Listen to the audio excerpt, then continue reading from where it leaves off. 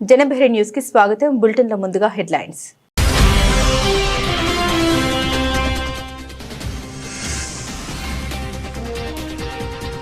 మాజీ మంత్రి అంబటి రాంబాబుకు 14 రోజుల రిమాండ్.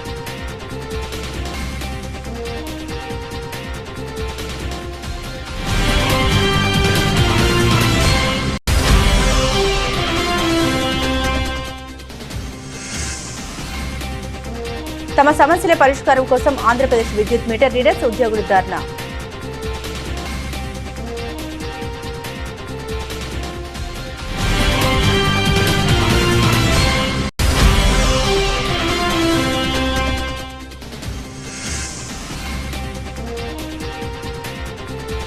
నారా లోకేష్ ఆదేశాలతోనే తన ఇంటిపై దాడి జరిగిందన్న జోగి రమేష్.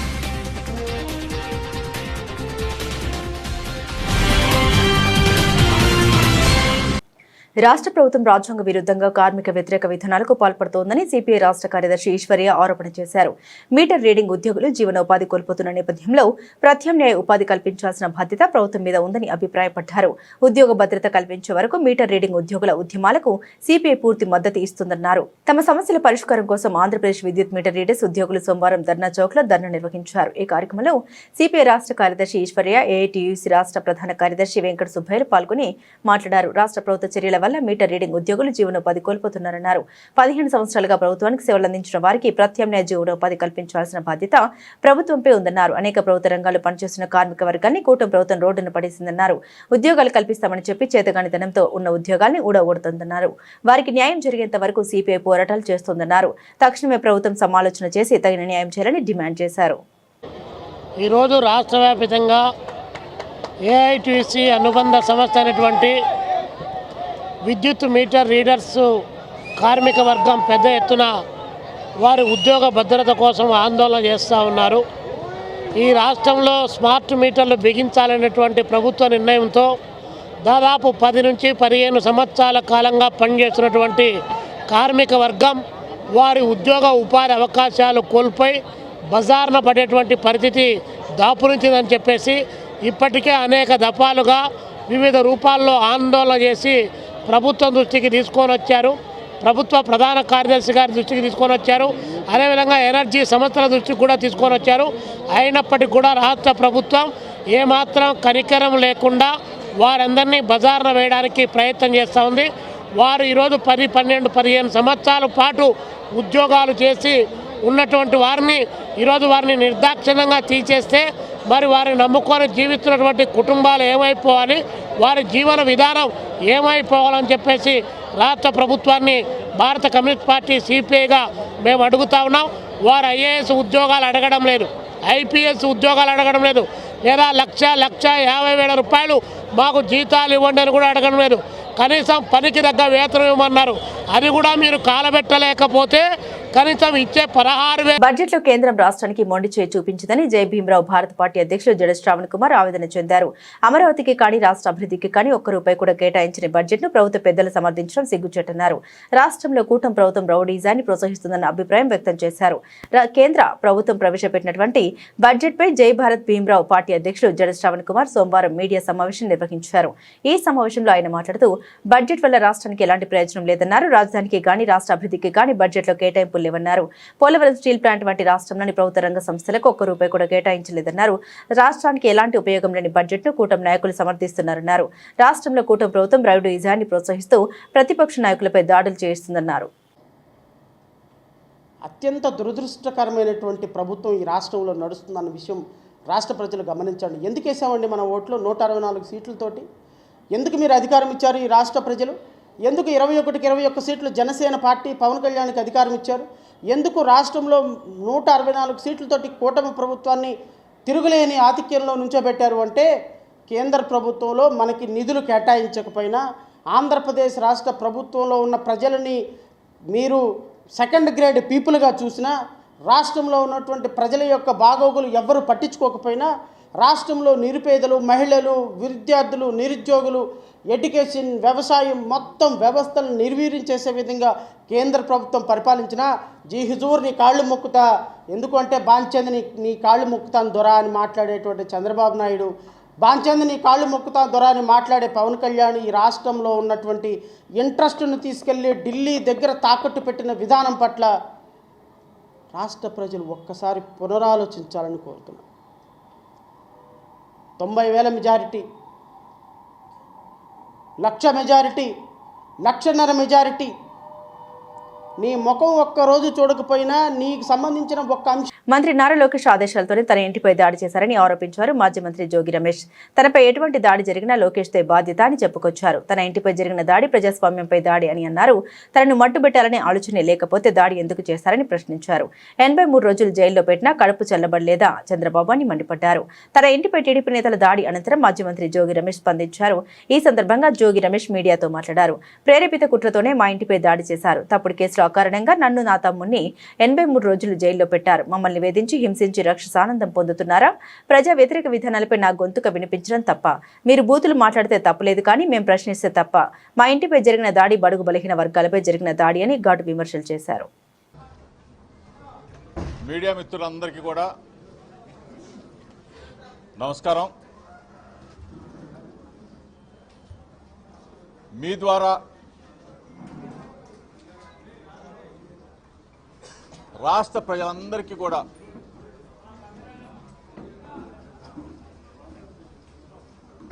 మీడియా మిత్రుల ద్వారా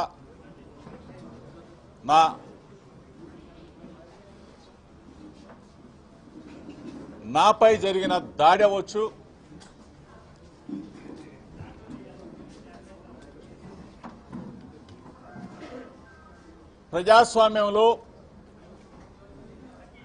ప్రజాస్వామ్యం మీద జరిగిన దాడిగా, బడుగు బలహీన వర్గాల మీద జరిగిన దాడిగా, బలహీన వర్గాలకు సంబంధించిన జోగి రమేష్ గొంతుకని నొక్కేస్తే వైఎస్ఆర్ కాంగ్రెస్ పార్టీ గొంతుకని, వైఎస్ఆర్ కాంగ్రెస్ పార్టీ శ్రేణులని భయపెట్టాలనే మీరు మీడియా మిత్రుల సమక్షంలో నిన్నంతా కూడా మీ ద్వారా రాష్ట్ర ప్రజలకు చూపించారు. ఏ విధంగా రాక్షసంగా, క్రూరంగా నా ఇంటి మీద కొన్ని వందల మంది తెలుగుదేశం పార్టీ రౌడీలు, గూండాలు దాడి చేసిన సంఘటనలు మీరు చూశారు. జోగి రమేష్ని భౌతికంగా దాడి చేయాలా, జోగి రమేష్ మీద లేకపోతే నన్ను దాడి చేయడమే కాదు అవసరమైతే మట్టు పెట్టాలన్న ఆలోచన లేకపోతే మీరు ఎందుకు? ఒత్తిడిలేని చదువు, best communication skill, physical fitness, చక్కటి బోధనా పద్ధతులు అమలు చేయడం ద్వారా విద్యార్థులు బంగారు భవిష్యత్తుకు బాటలు వేస్తున్నామని Gunadala next gen school branch principal Sudha తెలిపారు. విద్యార్థుల్లో దాగి ఉన్న అసాధారణ ప్రతిభ వెలికి తీసేందుకు రవీంద్ర భారతి నెక్స్ట్ జెన్ కృషి చేస్తోందని స్పష్టం చేశారు. నగరంలోని గుణదం నెక్స్ట్ జెన్ స్కూల్ సమన్వయ సమ్మోహనం పేరిట మొదటి వార్షికోత్సవం అట్టహాసంగా సాగింది. ఈ కార్యక్రమానికి ముఖ్య అతిథిగా అంకుర హాస్పిటల్ వైద్యురాలు chairman Veeramachineni Vamsikrishna, director Shanti, CEO Gautami పాల్గొన్నారు. ఈ విద్యా సంవత్సరంలో వివిధ అంశాల ప్రతిభ సాధించిన విద్యార్థులకు పథకాలు, మెడల్స్ అందించారు. స్కూల్ ప్రిన్సిపల్ సుధా వార్షిక నివేదిక సమర్పించారు. ఒత్తిడిలేని చదువు, best communication skill, physical fitness, చక్కటి బోధన పద్ధతులు అమలు చేయడం ద్వారా విద్యార్థులు బంగారు భవిష్యత్తు బాటలు వేస్తున్నామని Gunadala next gen school branch principal Sudha తెలిపారు. నమస్తే అండి, I'm Sudha, Ravindra Bharati next gen school Gunadala campus principal. ఈరోజు మేము ఫస్ట్ యాన్యువల్ డే సమన్వయ సమూహ్ 2026ని ఎంతో ఘనంగా మా క్యాంపస్లో నిర్వహిస్తున్నాము. దీనికి ముఖ్య అతిథిగా డాక్టర్ శ్రీముఖి అనుమోలు, అంకుర హాస్పిటల్స్ డాక్టర్ విచ్చేశారు. మా management chairman sir Shri Veeramachineni Vamsikrishna గారు, డైరెక్టర్ మ్యామ్ శ్రీమతి శాంతి గారు అండ్ మా సిఇఓ మ్యామ్ గౌతమి గారు పర్యవేక్షణలో ఈ ప్రోగ్రాం జరిగింది. దీనిలో స్టూడెంట్స్ అందరూ ఎంతో ఉత్సాహంగా, ఎనర్జెటిక్తో ప్రోగ్రామ్స్ని చేశారు. దీనికి పేరెంట్స్ అందరూ విచ్చేసి ఉన్నారు అండ్ పేరెంట్స్ అందరూ చాలా సంతోషంతో వాళ్ళ స్టూడెంట్స్ పర్ఫార్మెన్సెస్ని చూసి ఎంజాయ్ చేశారు. Thank you. వాళ్ళ ఇదే ఫస్ట్ ఇయర్ అండి మా క్యాంపస్ స్టార్ట్ చేయటం. స్టూడెంట్స్ చాలా ఎనర్జెటిక్తో and at the same time parents కూడా చాలా కోఆపరేటివ్తో ఈ ప్రోగ్రామ్ని వీక్షించారు. మా స్కూల్లో holistic development at the same time activity based education ఉంటుంది. Swimming, skating, taekwondo, chess, western dance ఇలాంటి డిఫరెంట్ యాక్టివిటీస్ని స్టూడెంట్స్కి ప్రొవైడ్ చేస్తాం. CBSE curriculum all round development of the child మీద ఫోకస్ ఎక్కువ ఉంటుంది. కమ్యూనికేషన్ స్కిల్స్ మీద స్టూడెంట్ ఫోకస్ చేయించేలా చేస్తాము. దీనివల్ల పేరెంట్స్ అందరూ ఈ 1 ఇయర్ సక్సెస్ఫుల్గా రన్ చేసినందుకు అండ్ వాళ్ళ యొక్క సపోర్ట్ ఇచ్చినందుకు నేను ఎంతో కృతజ్ఞతలు తెలియజేసుకుంటున్నాను. Thank you. పిల్లలు మీ స్కూల్లో జాయిన్ చేస్తే ఎటువంటి పరీక్ష ఇస్తారు? Definitely sir. యాక్చువల్లీ మంచి క్వశ్చన్ అడిగారు. మా స్కూల్లో జాయిన్ చేస్తే నాట్ ఓన్లీ ఎకడమిక్స్లో స్టూడెంట్స్ని స్ట్రెంథెన్ చేస్తాము అండ్ స్టూడెంట్కి కావాల్సిన ఫ్యూచర్ డెవలప్మెంట్ కోసం కమ్యూనికేషన్ స్కిల్స్ని ఇంప్రూవ్ చేస్తాము. అట్ ద సేమ్ టైం వాళ్ళ ఫిజికల్ ఫిట్నెస్ కోసం యాక్టివిటీస్ని, స్ట్రెస్ ఫ్రీ ఎడ్యుకేషన్ని ప్రొవైడ్ చేస్తాము. So it is a overall curriculum, overall development of the child curriculum. ఫిబ్రవరి 5న అమరావతి జేఏసీ 4వ ఆవిర్భావ దినోత్సవాన్ని తుమ్మలపల్లి క్షేత్రీయ కళాక్షేత్రంలో నిర్వహించనున్నట్లు ఏపీ జేఏసీ అమరావతి ప్రభుత్వ ఉద్యోగుల సంఘాల చైర్మన్ బొప్పన వెంకటేశ్వరరావు వెల్లడించారు. మహాసభల సందర్భంగా ప్రభుత్వం 2 రోజులు ప్రత్యేక సెలవు దినాలు ప్రకటించడం పట్ల ముఖ్యమంత్రి చంద్రబాబుకు కృతజ్ఞత తెలిపారు. ఏపీ అమరావతి జేఏసీ ఆధ్వర్యంలో గవర్నర్పేటలోని రెవెన్యూ భవన్లో మీడియా సమావేశం నిర్వహించడం జరిగింది. సోమవారం జరిగిన ఈ సమావేశంలో ఏపీ జేఏసీ అమరావతి అధ్యక్షులు Boppana Venkateswararao, general secretary R Venkata Rajesh, మహిళా వింగ్ అధ్యక్షురాలు లక్ష్మి, ప్రధాన కార్యదర్శి విజయలక్ష్మి తదితరులు పాల్గొని మాట్లాడారు. 2 రోజుల పాటు జరిగే ఆవిర్భావ దినోత్సవాల్లో పలువురు మంత్రులతో పాటుగా ప్రభుత్వ ఉద్యోగ సంఘాల రాష్ట్ర నాయకులు, తెలంగాణ ప్రభుత్వ ఉద్యోగ సంఘాల నాయకులు పాల్గొంటారని తెలిపారు. రాష్ట్ర ప్రభుత్వం మహాసభలు జరిగే 2 రోజులు సెలవు ప్రకటించడం జరిగిందన్నారు. ప్రభుత్వమే మద్దతు ఇచ్చి సభ నిర్వహణకు సహకరించడం ఆనందంగా ఉందన్నారు. మీడియా మిత్రులందరికీ నమస్కారం. నా పేరు భూపతిరాజు రవీంద్రరాజు. నేను ఆంధ్రప్రదేశ్ రాష్ట్ర గ్రామ రెవెన్యూ సంఘం అధ్యక్షులుగాను, అలాగే ఆంధ్రప్రదేశ్ ప్రభుత్వ ఉద్యోగుల సంఘం రాష్ట్ర కార్యదర్శిగా ఉన్నాను. ప్రస్తుతం రాష్ట్రంలో రెవెన్యూ ఉద్యోగులు పడుతున్న ఇబ్బందుల గురించి గత 4 రోజుల నుంచి కూడా ఈ రాష్ట్రంలో ఉన్న విఆర్ఏలు, విఆర్ఓలు, సర్వేయర్లు, రెవెన్యూలో ఉన్న ఇతర మా అటెండర్ స్థాయి నుంచి తహసీల్దార్ వరకు కూడా ఈ రాష్ట్రంలో రెవెన్యూ సమస్యలపై ఎవరు కూడా పట్టించుకోని పరిస్థితుల్లో ఈ రాష్ట్రంలో ఉన్న ఏపీఆర్ఎస్ఏ రాష్ట్ర అధ్యక్షులుగా చెప్పుకున్న బొప్పరాజు రెవెన్యూ సమస్యలను గాలి వదిలేసి రెవెన్యూ సమస్యల గురించి కనీసం ప్రభుత్వం దృష్టికి తీసుకెళ్లకుండా రెవెన్యూలో ఎంత ఇబ్బంది పడుతూ ఉంటే అసలు ఆ ప్రభుత్వం దృష్టికి తీసుకెళ్లి సమస్యలు పరిశీలించని పట్టించుకోని పరిస్థితుల్లో ఈ రాష్ట్రంలో ఉన్న 28 జిల్లాల నుంచి నూతనంగా ఏమన్నా 28 జిల్లాలు ఏర్పడ్డాయి. 28 జిల్లాల నుంచి కూడా అందరూ కూడా ఎంతో మనోవేదన చెంది రెవెన్యూ వ్యవస్థను కాపాడుకోవాలనే ఉద్దేశంతో రెవెన్యూ సమస్యల పరిష్కారం ఎజెండాగా మనందరం కలిసి రాష్ట్ర జేఏసీగా ఏర్పాటు చేసుకుందామని భాగంగా గత 2 నెలల నుంచి కూడా మేము కసరత్తు చేస్తున్నాం. దాంట్లో భాగంగా ఈరోజు మన ఈ ఫిలిం ఛాంబర్లో ఈరోజు మేమందరూ కూడా రాష్ట్ర వ్యాప్తంగా ఉన్న విఆర్ఎస్ నాయకులు కానీ, అలాగే విఆర్ఓస్ కానీ, సర్వేయర్స్ కానీ, అలాగే రెవెన్యూ సిబ్బందులు, తహసీల్దార్లు, ప్రొడ్యూటీస్, మన జూనియర్ అసిస్టెంట్లు, అటెండర్లు అందరితో కూడా ఈరోజు సమావేశం ఏర్పాటు చేసి Andhra Pradesh Amaravati revenue employee JAC ఏర్పాటు చేయడం జరిగింది. ఈ యొక్క జేఏసీ యొక్క ముఖ్య ఉద్దేశం ఏంటంటే రెవెన్యూ సమస్యలే పరిష్కారం ఎజెండాగా పనిచేయడం జరుగుతుంది. ఈ రాష్ట్రంలో ప్రతి ఒక్క రెవెన్యూ ఉద్యోగి కూడా ఎవరికి. నా పేరు మధుబాబు బూరాడ. నేను గ్రామ సర్వేల రాష్ట్ర అధ్యక్షులుగా ఉన్నాను. అదేవిధంగా ఈరోజు ఏదైతే జేఏసీ ఫార్మేషన్ చేశారో ఇందులో జనరల్ సెక్రటరీగా వ్యవహరిస్తున్నాను. ముఖ్యంగా ఈ యొక్క జేఏసీ ఫార్మేషన్ ఎందుకయిందంటే రెవెన్యూ వ్యవస్థలో మేమందరం కూడా ఉన్నాము, కానీ పేరుకే రెవెన్యూ వ్యవస్థ, కానీ మా జీవితంలో ఎవరు కూడా రెవెన్యూ అనేది లేదు. సో ఇప్పుడైనా మీ అందరూ కూడా ఒక తాటి మీదకి వచ్చి విఆర్ఓలు, విఎస్లు, విఆర్ఏలు అదే సందర్భంతో పాటు ఏదైతే ఎంఆర్ఓ క్యాడర్ నుంచి విఆర్ఏ క్యాడర్ వరకు అందరినీ మేము కలుపుకొని ముందుకు వెళ్ళాలనే ఉద్దేశంతో ఈరోజు జేఏసీ అనేది ఈరోజు ఫిలిం ఛాంబర్లో ఫార్మేషన్ చేయడం జరిగింది. ముఖ్యంగా దేనికోసం జేఏసీ ఫార్మేషన్ అయింది, ఎవరి కోసం ఫైట్ చేస్తుందంటే సగటు ఉద్యోగి, రెవెన్యూ ఉద్యోగి ఎవరికైనా ఏ స్థాయి క్యాడర్ వరకైనా ప్రాబ్లం వచ్చినప్పుడు మేమున్నాము అని వచ్చే ఏదైనా జేఏసీ ఉందంటే అది మాదే రేపు అవ్వబోతుంది. ఇప్పటివరకు ఎప్పుడు కూడా ఎవరు చూస్తున్నారు ఏ జేఏసీలు కూడా ఆ సొంత వ్యవస్థ కోసం ఫైట్ చేయట్లేదు, పక్క వ్యవస్థల కోసం ఫైట్ చేస్తున్నాయి. ఇకపైన అలా కాదు, మా సొంత కేడర్లో ఎవరైతే ఇబ్బంది పడినా ఏ వ్యవస్థలో ఏది జరిగినా కూడా మా జేఏసీ అనేది నిలబడుతుంది. అది ఏ కేడర్ నుంచైనా ఏ కేడర్ వరకైనా మేము భేదాభిప్రాయాలు చూడమండి. మళ్ళీ చెప్తున్నాము, ఈ జేఏసీ ఫార్మేషన్ అనేది ప్రతి ఒక్కరు కూడా ఆర్థికంగా లాభపడాలి, సర్వీస్ మ్యాటర్స్లో పురోగతి సాధించాలని చెప్పి మళ్ళీ కోరుకుంటున్నాం. ఇకపైన ఏవైనా యాక్టివిటీస్ చేయాలనుకుంటే ఉమ్మడి సమిష్టి నిర్ణయాలు తీసుకొని జేఏసీ మెంబర్స్ అందరూ కలుపుకొని నిర్ణయాలు తీసుకుని ముందుకు వెళ్తాము. దయచేసి ఈ జేఏసీ యొక్క యాక్టివిటీస్ అందరూ కూడా సహకరించి మద్దతు తెలపండి. మీడియా మిత్రులందరికీ నమస్కారాలండి. నా పేరు సుగుణ. నేను తహసీల్దారు, అలాగే ఆంధ్రప్రదేశ్ ప్రభుత్వ ఉద్యోగుల సంఘం యొక్క అసోసియేట్ ప్రెసిడెంట్గా నేనున్నాను. అయితే మా రెవెన్యూ డిపార్ట్మెంట్ అనేది అన్ని డిపార్ట్మెంట్లకి మదర్ డిపార్ట్మెంట్ అయినప్పటికీ ప్రస్తుతం పీజీఆర్ఎస్లో వచ్చే సమస్యలు కూడా హైయెస్ట్ రెవెన్యూ డిపార్ట్మెంట్కి వస్తుంటాయి. వీటన్నిటిని కూడా రిజాల్వ్ చేయలేకపోవడం వల్ల, పూర్తి స్థాయిలో పరిష్కారం పొందకపోవడం వల్ల, అదేవిధంగా పబ్లిక్ సాటిస్ఫాక్షన్ కొంచెం తక్కువగా ఉన్నందువల్ల ప్రభుత్వం రెవెన్యూ డిపార్ట్మెంట్ సరిగా పనిచేయడం లేదు అనే అభిప్రాయంలోకి వచ్చినట్లుగా మేము అందరం భావించడం జరిగింది.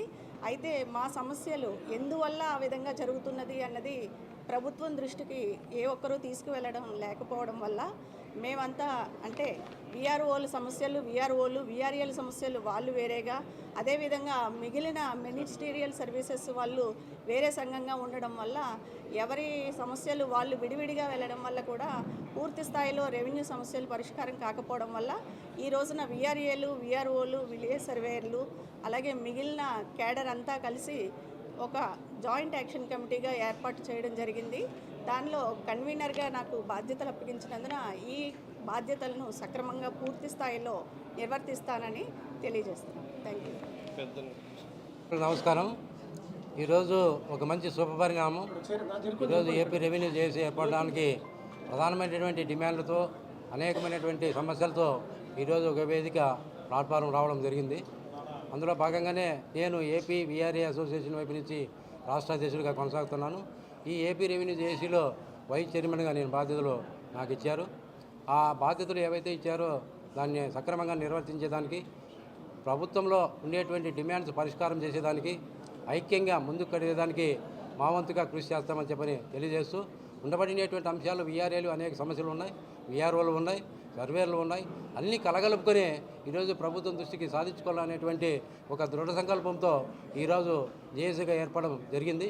ఆ కార్యక్రమాలను కార్యాచరణ రూపంగా మేము ప్రభుత్వం దృష్టికి తీసుకుపోయేదానికి సిద్ధంగా ఉంటామని చెప్పనేసి ఈ సందర్భంగా తెలియజేయడం అనేది. వైసీపీ నేత మాజీ మంత్రి అంబటి రాంబాబుకు గుంటూరు మొబైల్ కోర్టు 14 రోజుల రిమాండ్ విధించింది. సీఎం చంద్రబాబుపై అనుచిత వ్యాఖ్యల కేసులో అంబటి రాంబాబును పోలీసులు అరెస్టు చేశారు. అంబటి వ్యాఖ్యలు సోషల్ మీడియాలో వైరల్ అవ్వడంతో న్యాయాధికారి ఉత్తర్వులతో అంబటిని రాజమహేంద్రవరం సెంట్రల్ జైలుకు తరలించారు.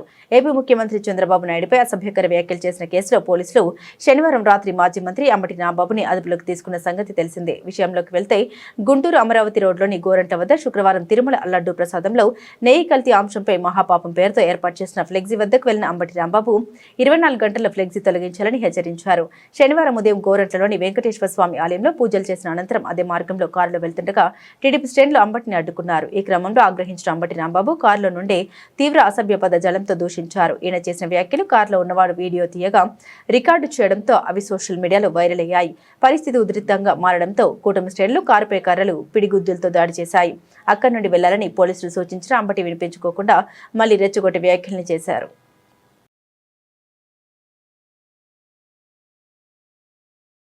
రాష్ట్రంలో ఇటీవల చోటు చేసుకుంటున్న పరిణామాలకు వైసీపీ నాయకుల బాధ్యత రాహిత్యమైన మాటలు, ప్రవర్తనే కారణమంటూ రాష్ట్ర Dudekula finance corporation chairman K నాగుల మీరా మండిపడుతూ ఇలాంటి దురదృష్టకర సంఘటన జరగకూడదని తెలుగుదేశం పార్టీ కోరుకుంటుందన్నారు.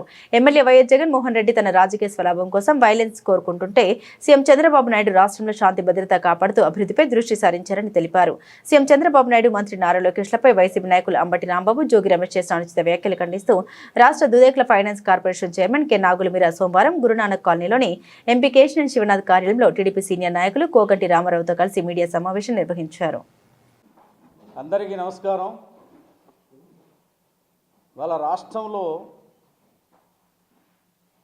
వైసీపీ నాయకులు బరి తెగించి మాట్లాడటానికి కారణం జగన్మోహన్ రెడ్డికి వైలెన్స్ కావాలి, చంద్రబాబు నాయుడు గారికి సైలెన్స్ కావాలి. ఈ రాష్ట్రం ప్రశాంతంగా ఉంటే పెట్టుబడులు వస్తాయి, తద్వారాగా రాష్ట్రానికి ఆదాయం వస్తుంది, లక్షల మందికి ఇవాళ యువతకి ఉద్యోగ అవకాశాలు వస్తాయనేటువంటి ప్రయత్నంలో చంద్రబాబు నాయుడు గారు ఉంటారు. చంద్రబాబు నాయుడు గారి మనస్తత్వం సంపదను పెంచాలి, ఆ సంపద ద్వారాగా పేద బడుగు బలహీన వర్గాలకు సంక్షేమం చేయాలి, అభివృద్ధి చేయాలని ఒక లక్ష్యంతో పనిచేస్తూ ఉన్నారు. ఇవాళ ప్రపంచ నలుమూలలా తిరిగి లోకేష్ గారు, చంద్రబాబు నాయుడు గారు పెట్టుబడులు రావటానికి ప్రయత్నం చేస్తూ ఉంటే, ఇవాళ వైసీపీ నాయకులు ప్రజలు ప్రతిపక్షం హోదా ఇవ్వకపోయినా ప్రతిపక్షంలాగా చాలా మీరు రాజ్యాంగబద్ధంగా పాత్ర పోషించండి, తప్పులేదు.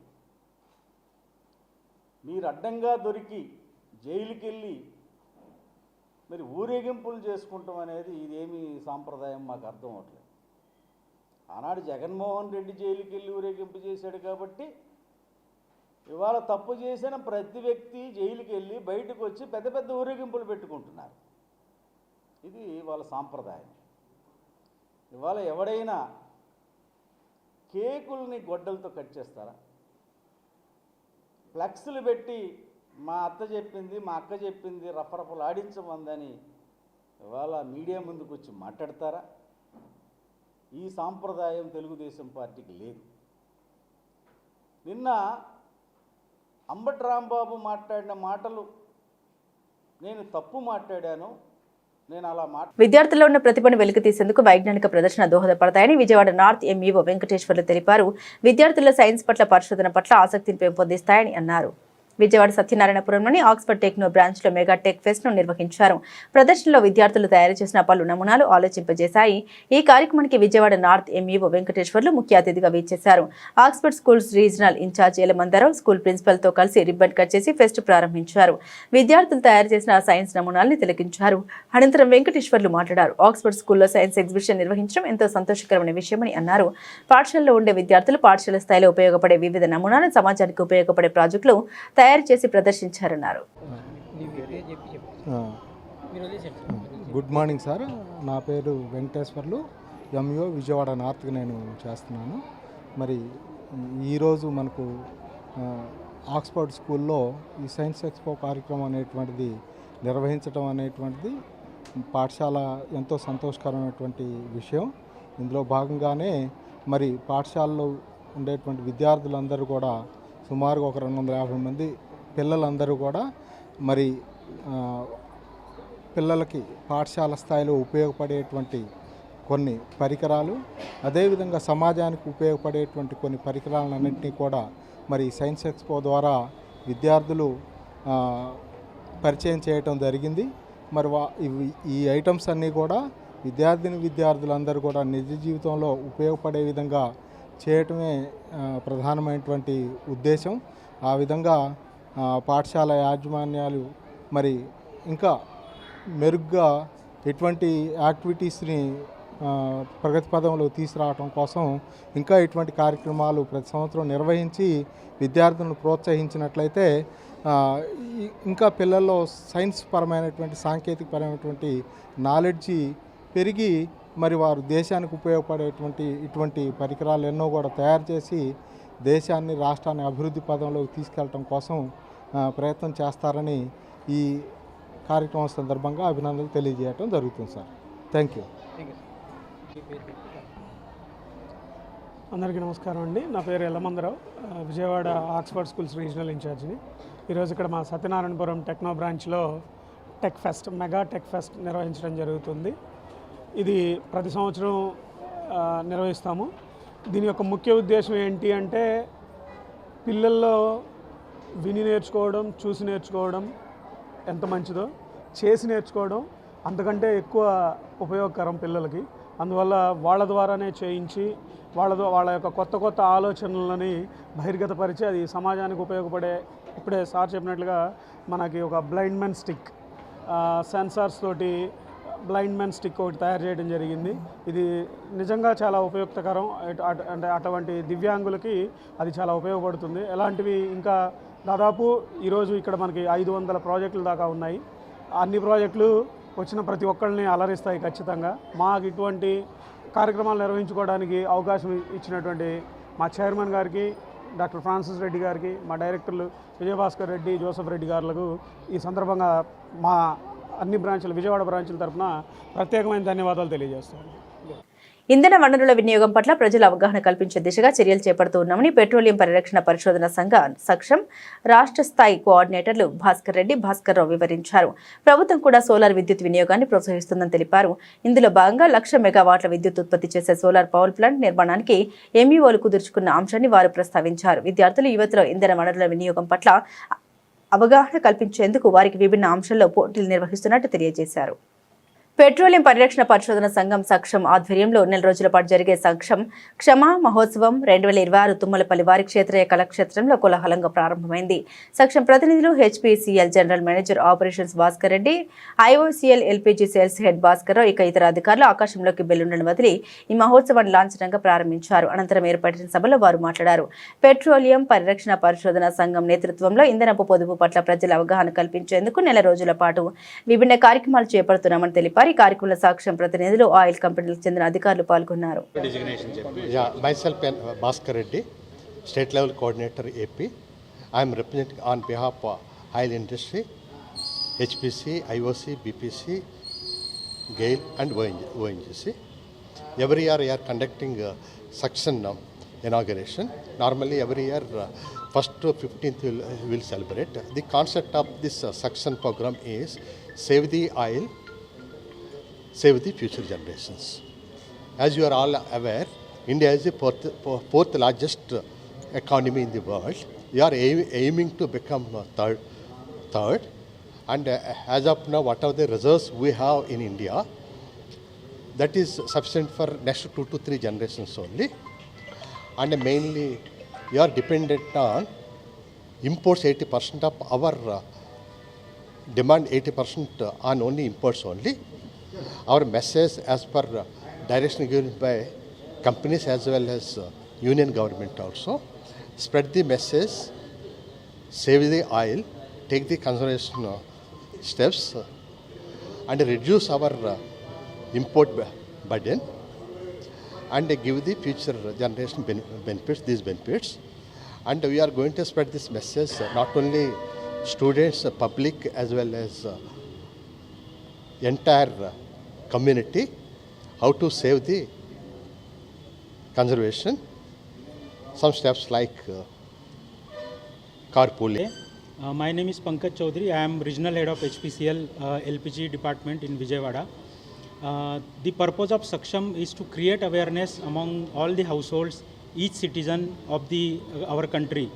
So because as a developing country, the energy resources are required very much for development and progress of our country. But we have to note that those are limited. So we have to conserve our energy sources for our subsequent generation and for the further development of the nation.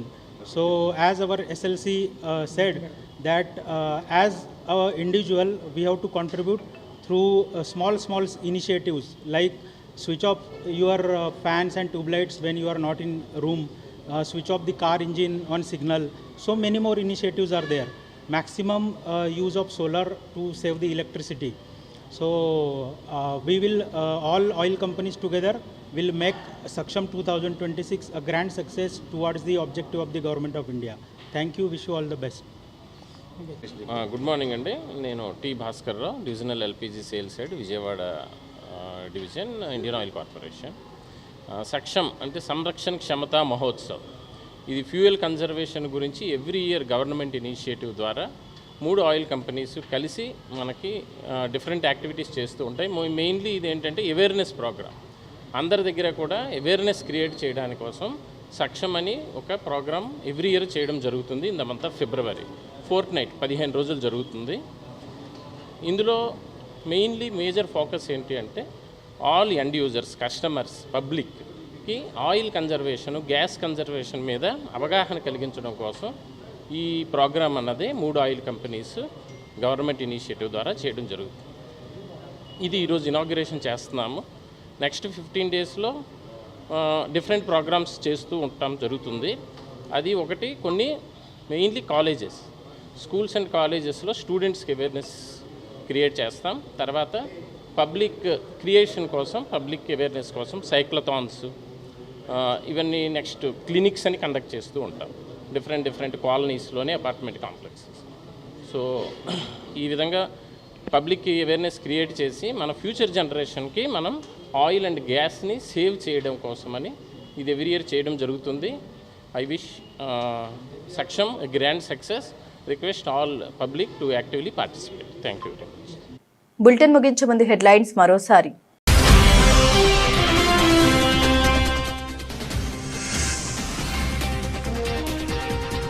మాజీ మంత్రి అంబటి రాంబాబుకు 14 రోజుల remand.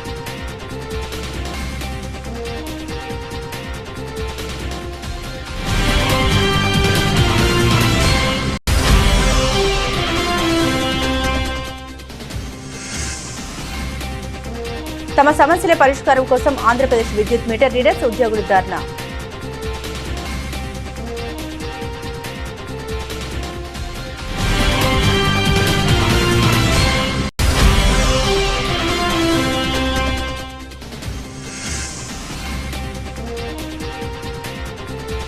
Nara Lokesh ఆదేశాలతోనే తన ఇంటిపై దాడి జరిగిందన్న జోగి రమేష్.